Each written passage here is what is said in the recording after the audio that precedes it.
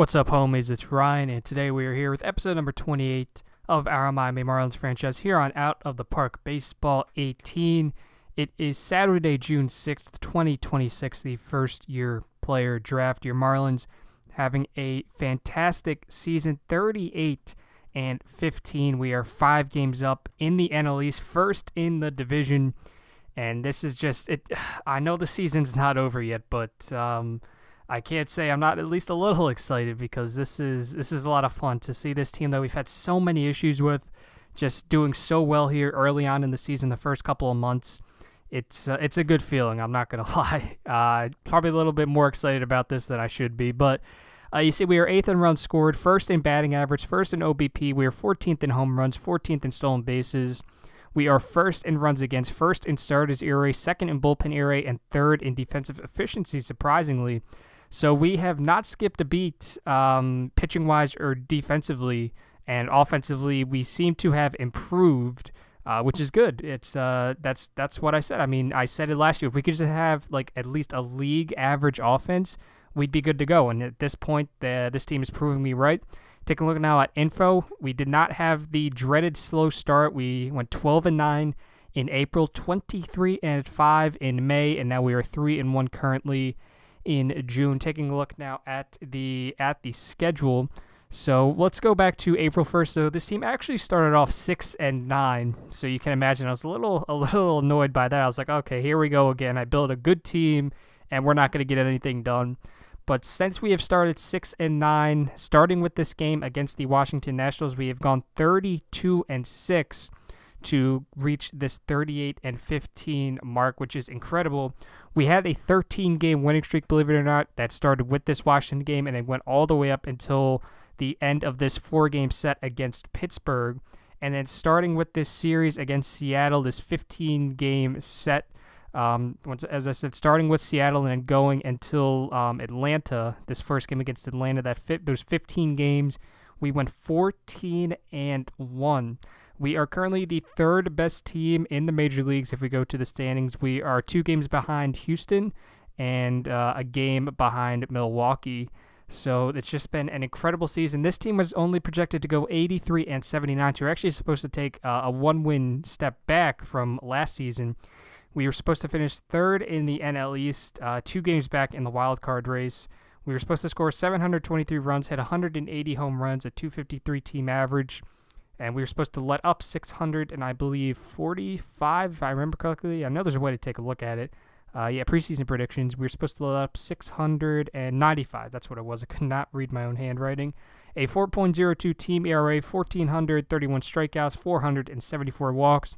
We were supposed to have a top 10 hitter in Edmundo Sosa and a top 10 pitcher in Braxton Garrett. Garrett projected to pitch to a 3.41 ERA, and once again, he's kind of getting towards Cy Young candidacy, I think. You take a look here at our pitching staff. Let's start with them first because they've been the backbone of this team. Braxton Garrett, he did win the ERA crown last year. I think I forgot to mention that. He won the ERA crown last year, had the lowest whip in the league, but the strikeouts were the main reason why he did not win the Cy Young Award. But this year, he has a 2.17 ERA, a 1.05 whip, 61 strikeouts to 15 walks. He's been a 2-win player. I'd be interested to see what he's looking for in an extension. I imagine it's not going to be cheap. Yeah, definitely not. $32.5 million. I mean, I imagine if the team was continued to play this well, by that point we shouldn't have to worry about money. But still, that's I don't know. Maybe we'll try to get it down. We're not going to try to offer him the extension right now. We'll try to hammer that out in the off season. But yeah, Garrett has been phenomenal. Eric Doherty has had another solid season. I just see he just pitched, but he pitched 9 innings of shutout ball a few weeks ago against the Mets. To this point, he has, in 11 games started, pitched to a 2.56 ERA, 70 strikeouts to 15 walks. He's striking out close to 10 batters per 9 innings. He has been close to a 2-win player, has Doherty. Brian Mejia has really rebounded. At one point, he had an ERA well over 11, and now he has since gotten on a bit of a hot streak. I'm not using the win as a stat, but you can tell he's definitely been pitching a lot better, especially after this Texas game. He's really started to bring that ERA down, so I'm not too worried about Mejia. Delgado has improved from last season, even just with the 3 pitches. The changeup looks like it probably won't develop, but even with just the 3 pitches, he's improved from last year to this point. A 1.29 whip. If he can just get the walks down, I think he'll be good to go, because that's the thing. So his walks have increased, but his strikeouts have slightly decreased. So I'm kind of hoping as the season goes on, they kind of even out a little bit. But I guess we'll just have to wait and see. And then finally, maybe the biggest surprise, that Rule 5 draft pick that we made for Boston, Jorge Mongoose Vargas. I think this was the guy in the Benintendi trade that Boston and the Mets made. He has been absolutely phenomenal. He has started 10 games. He is 6-1 with a 1.91 ERA. He is striking out 9.2 batters per 9 innings, and he is walking close to 3. Now, the BABIP is a little low, but it seems like in his career it's always been pretty low, so I don't know. I mean, I expect some regression, obviously. I'm not going to say, like, oh, well, maybe he won't regress. I'm expecting regression, but it seems like still this guy could be a pretty solid pitcher for us here, and we got him in the Rule 5 draft, so we didn't even have to give up anything for him, which is phenomenal. Ton of team control left, so we really lucked out with that guy. The bullpen has been pretty good outside of a couple names. Austin Becker has not been very good, but that's fine. His ratings, they would suggest that he would not be an extremely good pitcher, and in fact, I might actually send him down if we have someone else.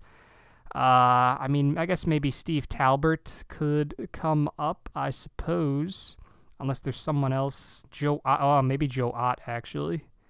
Yeah, I think we're actually going to call up Joe. Yeah, he's been doing well in AAA. So, yeah, we're going to call up Joe Ott and send down Austin Becker. Now, does he have options left? Yes, he does. So, we're going to call up Joe Ott to join the bullpen in a middle relief role.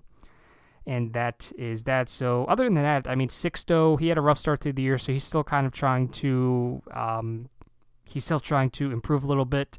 Familia's had a solid season. Now, I know he wanted to come back, and our owner wants us to bring him back at $9 million for a 36-year-old reliever. I don't know if I want to do that. We're going to have to wait on that. Alex Faedo has been phenomenal. We just called up Ott. Ramon Perez, the other guy that we got in the Rule 5 draft, he's been pretty solid as well. Walks have been a major issue for him, which is not too surprising. I suppose he only has 55 grade controls, so if he can get them down, that'd be great. Bergner's had a solid year. Colomb has had a solid year. He's only pitched 12 and a third innings here as we get into June, but still he's made the most of those 12 and a third innings.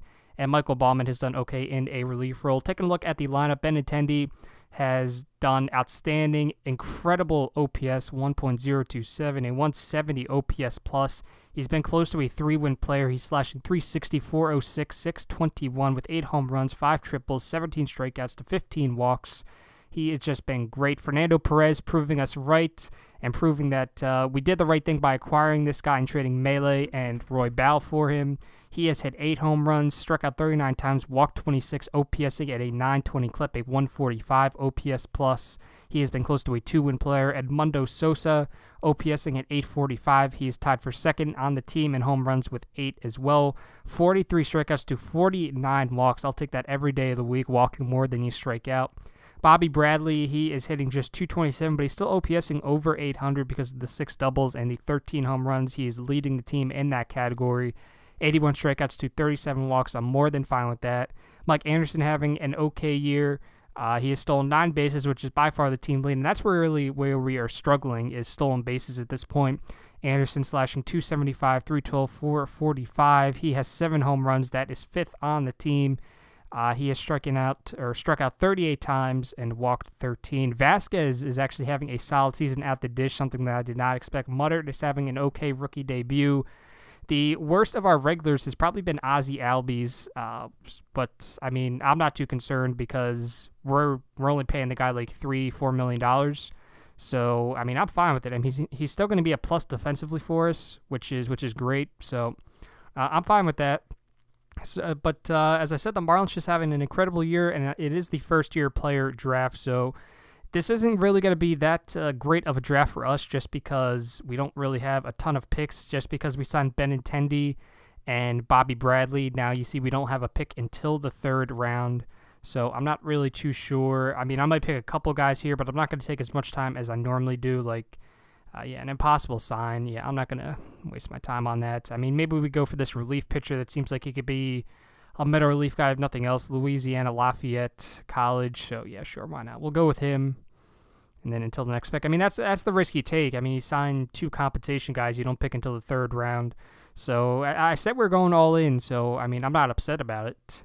This guy, Greg Shirt. No, he's from Vanderbilt. Jeff Bunton, maybe. He's got gap power. Winston Degg. Yeah, we'll go with this Winston Degg guy. Mississippi State. Sure, why not? So we'll draft him. And then next pick. Let's see here. So there's this Eric Riley guy who is impossible sign. I'm not going to take a chance on him. Eric Green, another relief pitcher. Won't really have the stuff. He's from the University of Michigan. Alpha Agbo. So maybe we could do like that nice pitcher catcher battery. You know, like Alpha Anson and Alpha Agbo. I'm not going to do that. It's funny to think about. Okay, really good speed and defensive ratings for this guy. Arizona State, Luis Aguilar. Let's go with him.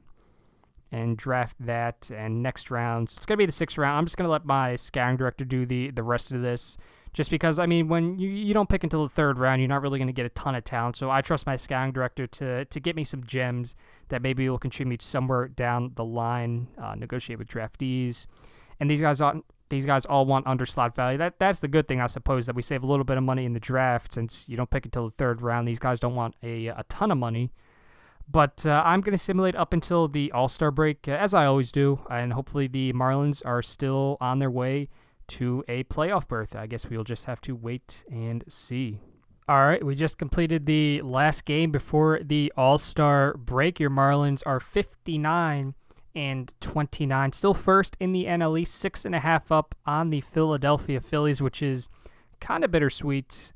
I think Anderson just has a day-to-day injury, so hopefully that is all it is. I'm pretty sure it's just day-to-day from what I saw, but 5th in runs scored now, so we've really improved the offense. 1st in batting average, 1st in OBP, tied for 10th in home runs, tied for 14th in stolen bases.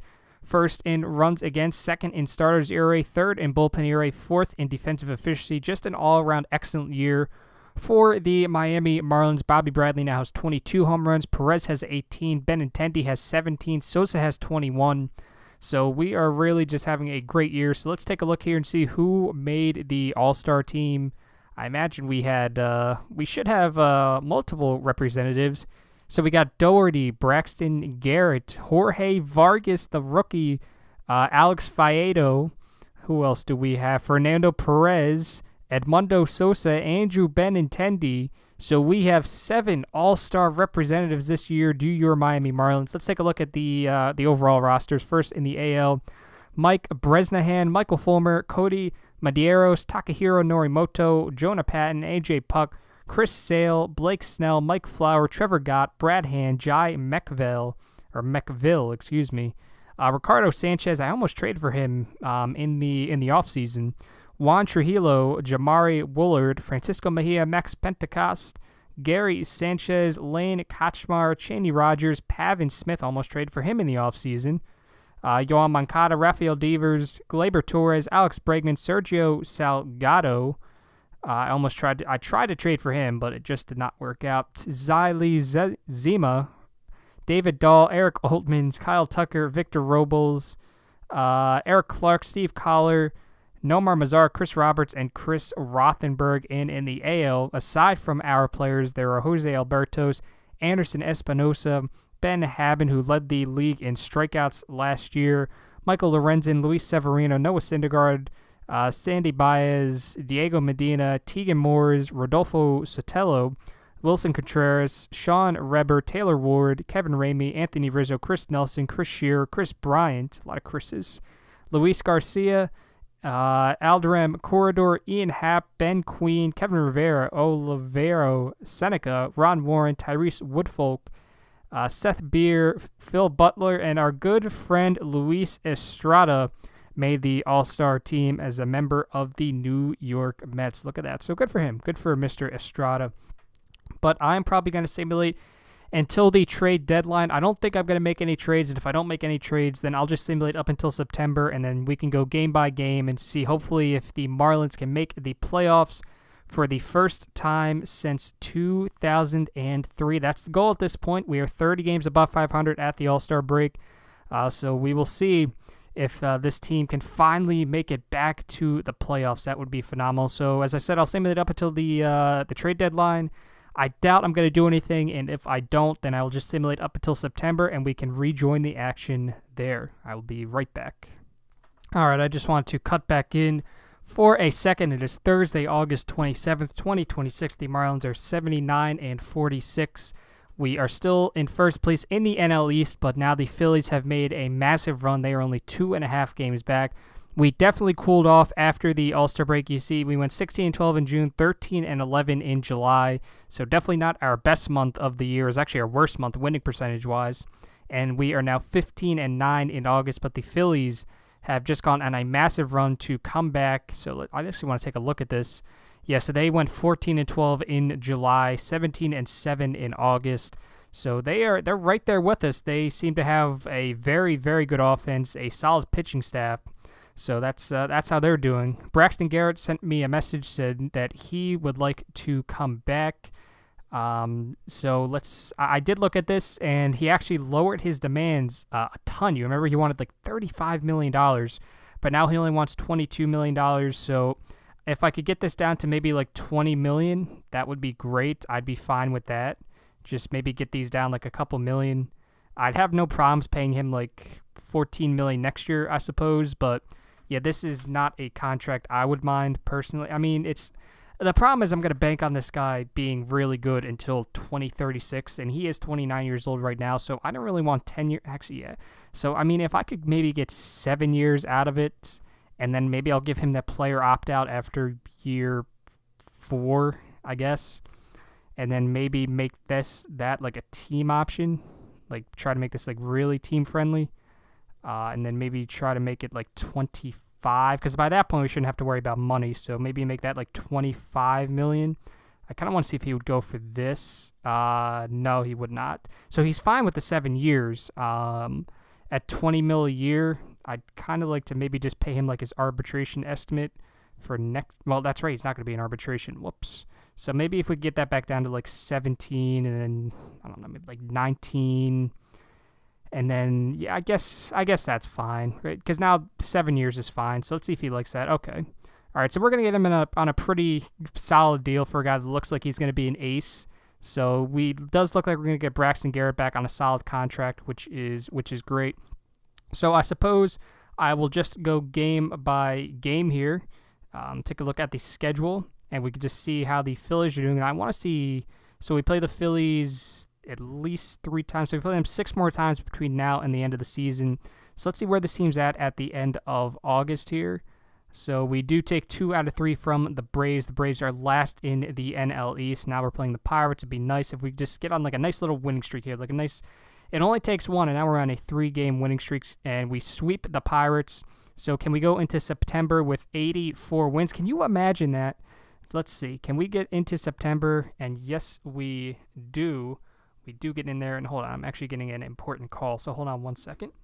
All right, sorry about that. I just had to take that call real quick. Bergner is going to be out for 2 weeks, so I guess we can call up maybe I don't trust his control. I guess Talbert. Sure.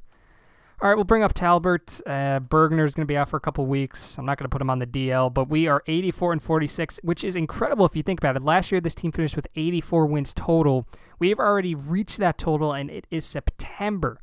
So now we're going to go game by game here. We still got 2 more games here against Washington. Let's see if we can win both of them, continue this winning streak, and no, so there is the winning streak gone. So we had a nice little 5-game winning streak there. That's all good. So let's see if we can at least take the series from Washington. No, we cannot. The Phillies are now 3.5 back, but we are playing the cellar-dwelling Atlanta Braves 55-77. So this is a team that we need to take advantage of and take at least 3 games, if not sweep them. And we lose the first game, which is not good. The Phillies keep winning. The Phillies lose there. We are not. This is a very bad time to collapse. 5 straight losses. The good thing for us is that the Phillies keep losing. And let's see, can we at least salvage 1 win? No, we cannot. Anderson, a day-to-day injury, minimal effect, all good there. So the Marlins now are 84-52. Now, I did not get any word from Braxton. Okay, good. So Braxton Garrett did re-sign. So we got him on a nice contract, which is great. I'll delete all these messages. And now a very important 3-game set here against the Philadelphia Phillies. This is one that I'll say we need to sweep this series. That would be huge because now they're only 1.5 games back. So who do we have going for us? Pitching-wise, we have... Okay, good. So we got Garrett, got Mejia, and we got Delgado. That sounds like a good three-piece right there to me.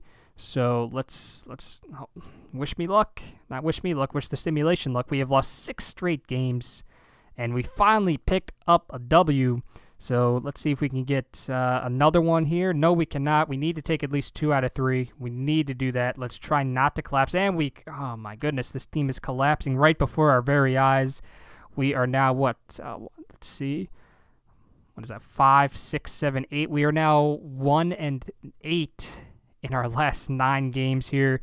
Let's see if we can win this game against the Mets, please. Okay, so we maintain our half-a-game lead over the Phillies. They are right on our behinds. That is not good.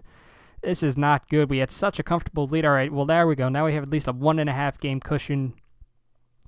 Let's see if we can win another game against the Mets. Yes, we do. If we can sweep them, that would be huge, just because at least now it only takes one. I'm telling you, it only takes like one series for you to get your feet back under you. Okay, so we do lose against the Mets, unfortunately. But we are now 1.5 games up on the Phillies, and I imagine they would play today. No, they don't. Okay.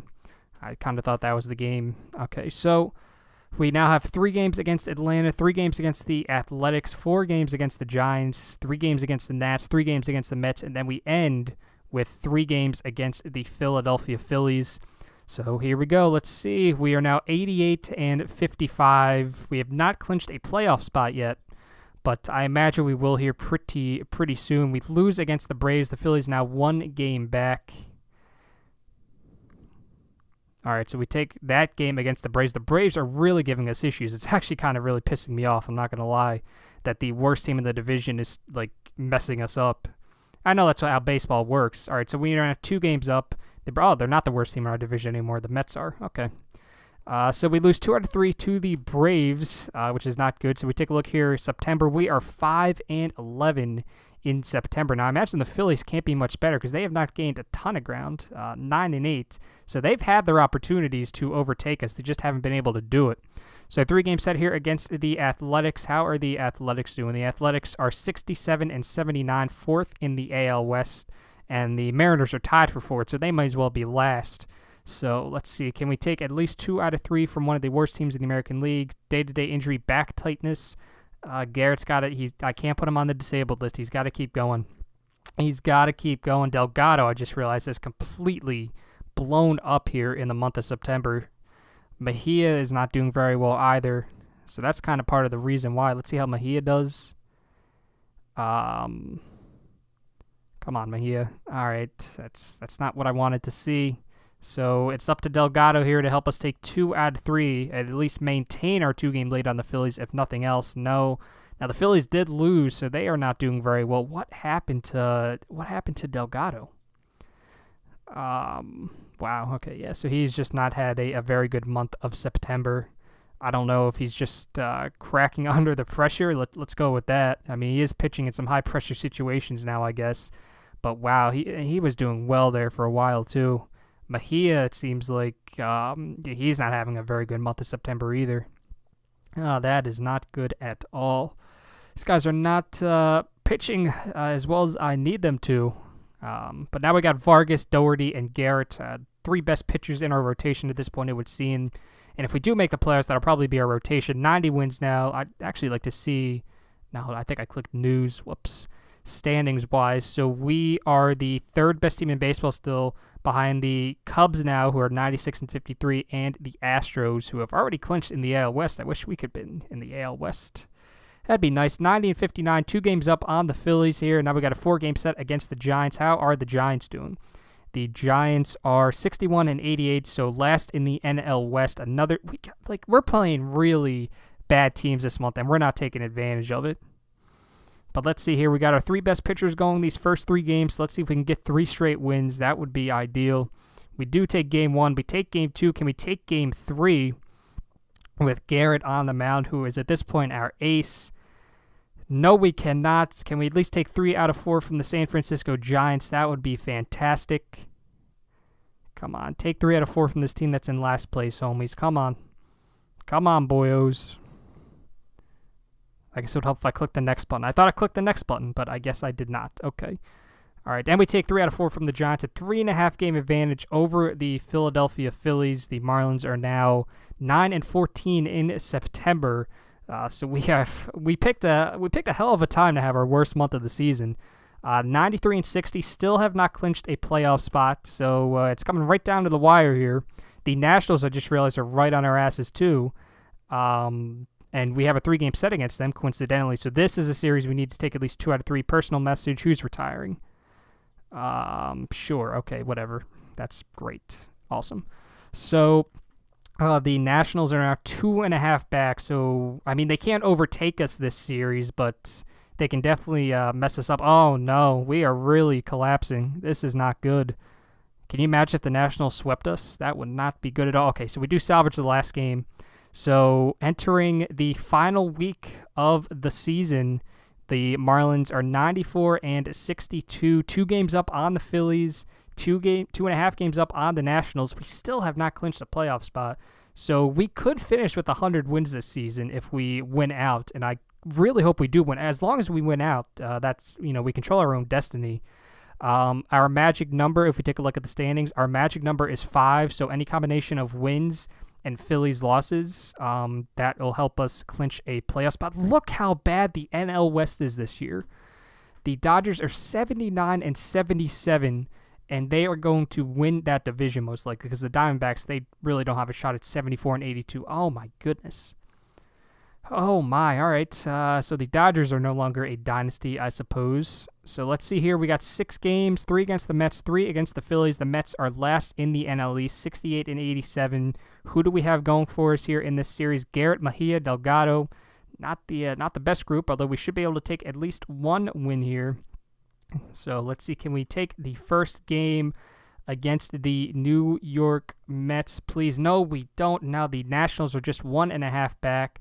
Vasquez wants to come back. I'm not worried about that right now. Vasquez, really bad time. The Phillies seem like they have not, they are 14-14. They have not had the best month of September.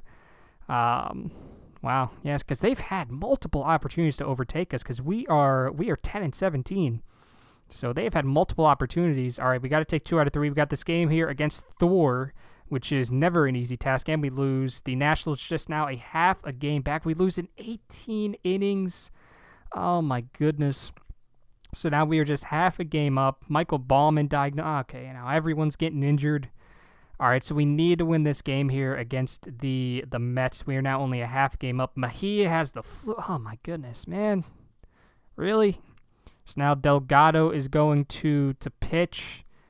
Very, very worried here. Talbert has been awful, I just saw. So now, has our magic number improved at all? It's still 5. Okay, we still have not clinched the playoff spot, so we still could completely miss the playoffs, I guess, if Washington and Philadelphia overtake us, and then Milwaukee gets the other wild card spot. So we might still miss the playoffs. Could you imagine if we would miss the playoffs after this season that we've had? That would be awful. So one final game against the Mets. Please don't lose, homies. Please pick up this W. Don't collapse. Let's see. Oh my gosh, I'm a little weird. And we lost to the Mets, but the good thing is that the Nationals lost as well. So going into the final 3 games of the season, your Marlins, actually just simulate today, that way we were all on an even playing field. The Nationals won. So we are really bringing this down to the wire. The good thing is that we have our 3 best pitchers going.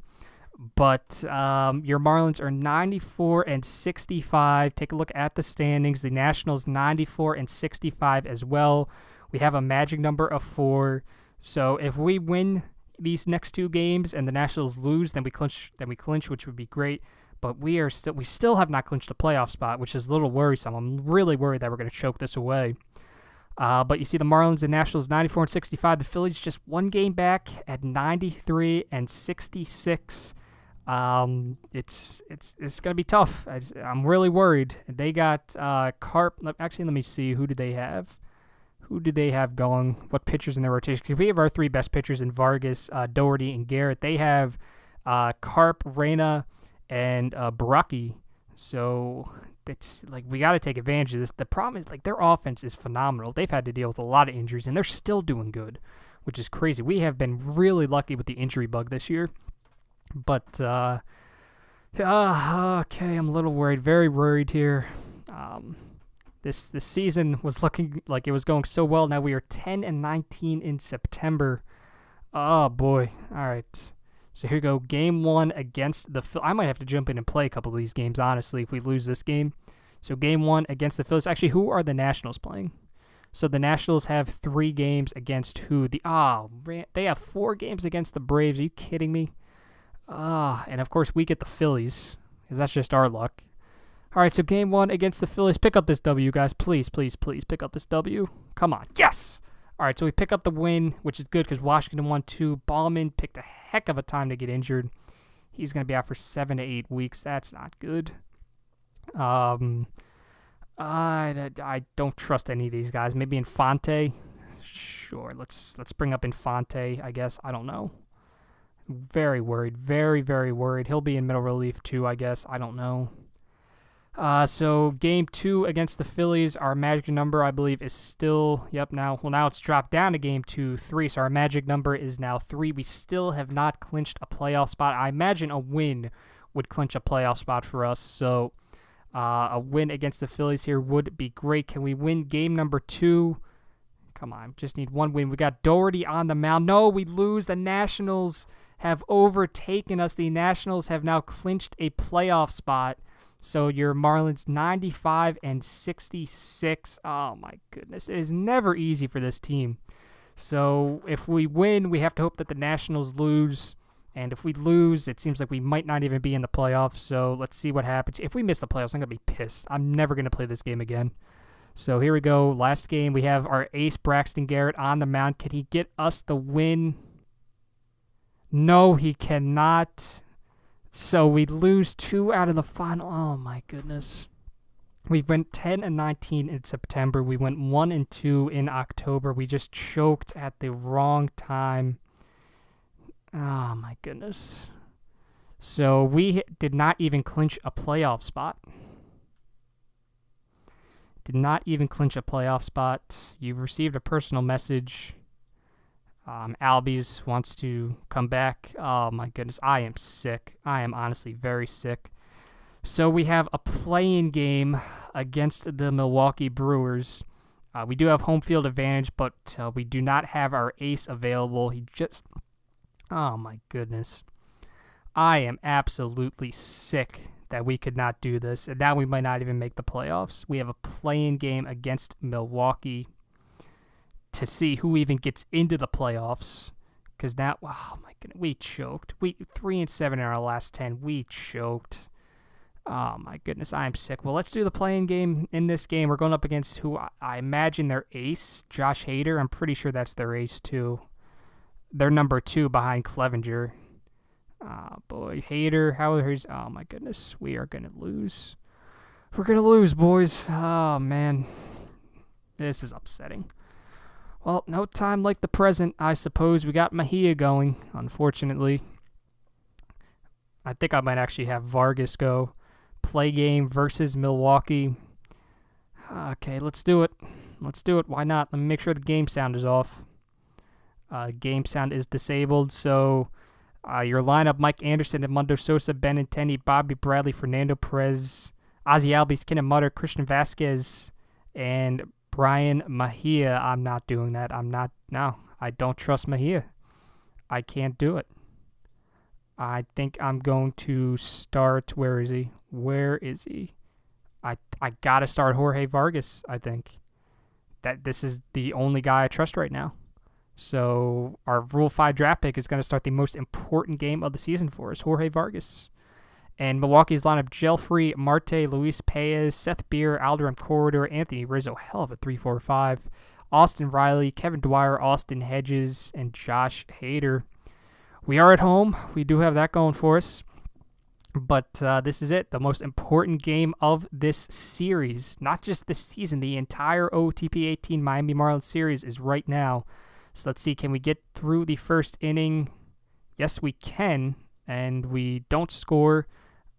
So we can get through the first 3 innings unscathed, but we still do not have a run.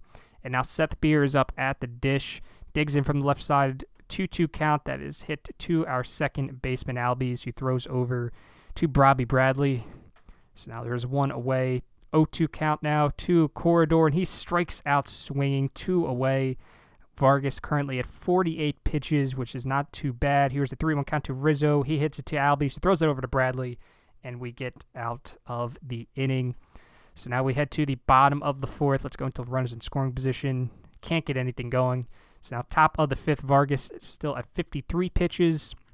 Now 1-2 count, and that one is hit out to left field. That'll be a base hit for Austin Riley. That brings up Kevin Dwyer, the 7-hitter in the lineup. 0-0 count to Dwyer. That's it to the pitcher over to second, and they only get the out at second. So Dwyer reaches on a fielder's choice. A lot of speed on him. So if there's a ball into the gap, he might score. Here is Austin Hedges. 1-1 count to Hedges, and that ball is hit out to left field. Dwyer will hold at second. So runners on first and second. They're going to let Hader stay in, not surprisingly. I imagine they'll have him. Yep. So that one is hit to the third baseman. Can we get him out? Yes! All right, so runners on second and third. 2 outs here in the inning. And now here is the leadoff hitter, Jelfry Marte. 0-1 count to Marte. That one hit out to center field.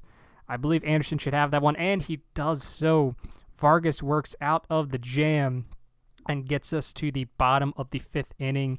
We have a runner on second, just 1 away, and here is our pitcher, Jorge Vargas. So 0-1 count to Vargas. He hits that one out to center field. That is Kevin Dwyer out there, and now I believe that is Muddard who's going to try to tag up, and he does. So runner on third base, 2 away. The lineup flips over. Here is Mike Anderson. 0-1 count to Anderson. He hits that one out to center field. I don't believe that's going to fall. No. Damn it. Dwyer makes the diving catch, and that does it. So we had a chance there, just cannot get it done. Vargas at 65 pitches. The 2-3-4 hitters do up. Here's Paez. 1-2 count. Swing and a miss. Strike 3. There is 1 away. This is probably going to be Vargas's last inning. Seth Beer is now up at the dish. Full count to Beer. That one is hit out to right field. Bradley and Albies both dove for it. Nothing doing. Now here's Alderem Corridor. Could change the game with 1 swing. And that's going to be 4-6-3 double play. And we get out of the 6th inning. All right, so now here's Edmundo Sosa. Can we get some runners in scoring position action going here? No, we cannot. So still no runs. Only 2 hits. The offense has gone completely cold. Here is Jorge Vargas now going up against the 5-6-7 hitters. 1-2 count to Rizzo. Swing and a miss. Strike 3. And now here is Austin Riley. 3-0 count, and he draws the walk. Kevin Dwyer now full count to Dwyer. Swing and a miss. Strike 3. Vargas is tired. 1-2 count to Austin Hedges. That one lifted out to left field, but Benintendi has that one. Vargas gives us 7 strong innings of shutout ball. That will be it for him. And now we need to find a new pitcher. So who do we trust on this team to come in right now? I suppose we can call upon Alex Faedo, because this is just a very... This is the situation when we need him. So we're going to warm up Faedo, see if we can get some runners in scoring position here. No, we cannot. We're going to take Vargas out. So that is that. Alex Faedo is going to be our new pitcher here. So new pitcher for the Marlins, Alex Faedo. They've hit .202 against him this year. And strike 3 looking, that was Josh Hader, who is still in the game. Now the lineup flips over. Here is Marte. 3-2 count to Marte. Swing and a miss. 2 straight strikeouts for Faedo. Now here is McClanahan, who is a pinch hitter. Full count to McClanahan. Batting .273 as a pinch hitter. That one right up the middle for a base hit. That brings up Seth Beer. 3-1 count to Beer. Here is the pitch from Faedo. That one lifted out to left field. I think he just got under that one, though. Benintendi there, and he will camp under it and make the grab, and that retires the side. Faedo works a scoreless top of the 8th, and now we're going to have to pinch hit for him. Damn it. All right, so who do we want to put in next inning in the 9th? I guess we can put in Familia, I suppose. Why not? Let's put in Familia. Because unfortunately we have to... Actually, how's Perez done this year? Because I'm thinking, because there's two lefties there right now. I trust Familia, though. I trust Familia. So let's see, can Vasquez get anything going here? 0-0 count. New pitcher from Milwaukee, Diego Medina. 0-0 count now to Vasquez. And that one lifted out to left field. Is that going to stay fair? Yes, it is! Solo home run for Christian Vasquez. The first run of the game for either team comes here at the bottom of the 8th inning. And now Miami holds the 1-0 lead. Clutch by Christian Vasquez, the last guy you would think would ever do that. Now we're going to sub out Alex Faedo here. We'll put in Carlos Cortez here as the pinch hitter. Oh my goodness, that is incredible. Normally these things like go the other way. They hit like a home run like that in the 8th inning off me. So here's Cortez, 0-1 count to Cortez, and it hits him. And it looks like he was injured on the play. It's not serious. He can remain in the game. All right. So now the lineup flips over. Here is Mike Anderson. We got to pile on 2-1 count to the center fielder, Mike Anderson. Here is the pitch. That one is hit to the third baseman. 5-4-3 double play. And now there are 2 outs in the inning. Now here is Edmundo Sosa. 2-2 count to Sosa. That one hit out to right field. Does that one have enough under it? Right fielder at the wall. It does. Another home run in the inning. This one from Edmundo Sosa. The Marlins now lead 2-0. Andrew Benintendi up at the dish, 3-1 count. That one hit out to right center field. Does that one have enough? Off the top of the wall into the right center field gap. Benintendi pulls into second with a double. And Diego Medina injured on the play. He has to be taken out of the game. RJ Thibault now in the game for the Milwaukee Brewers, who have completely blown it here in the bottom of the 8th. That was Bradley who just struck out, but the Marlins have a 2-0 lead as Familia will come in to attempt to bring the Marlins to the playoffs for the first time since 2003. He has to face the 4, 5, and 6 hitters, the heart of the lineup, so it will not be an easy task. A 3-2 count to Corridor to start the game for Familia.